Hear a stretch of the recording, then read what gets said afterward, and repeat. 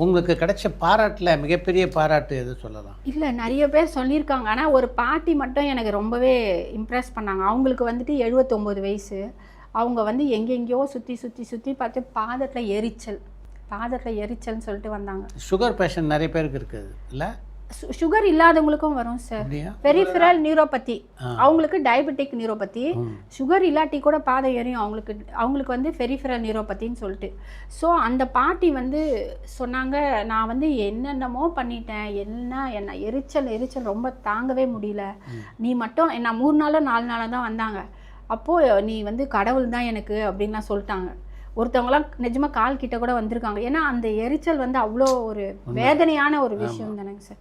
அதே மாதிரி அந்த இது யூரின் சொல்கிறேன் பார்த்தீங்களா, கண்ட்ரோல், அவங்க கூட சொல்கிறேன். அவங்கெல்லாம் சொல்லும்போது நான் அந்த மாதிரி வயசானவங்க கிட்டேருந்து வர்றது நான் ரொம்பவே இதாக பிளஸ்ஸிங்காக நினைப்பேங்க சார். ஏன்னா அவங்க அந்த வயசான காலத்தில் அந்த குழந்தைங்கள வளர்க்குறாங்க, எவ்வளோ பண்ணுறாங்க. ஆனால் பேரண்ட்ஸை வந்து அந்த அளவுக்கு யாருமே வச்சுக்கிறதே இல்லை. அது யாரும் வந்து அதான் எல்லாம் வயசாகிடுச்சு, போங்க இவ்வளோ தான் முடிஞ்சிச்சு, அப்படி தான் வயசானா இப்படி தான், இந்த மாதிரி சொல்கிறது தான் விடணும்னு சொல்கிறேன் நான்.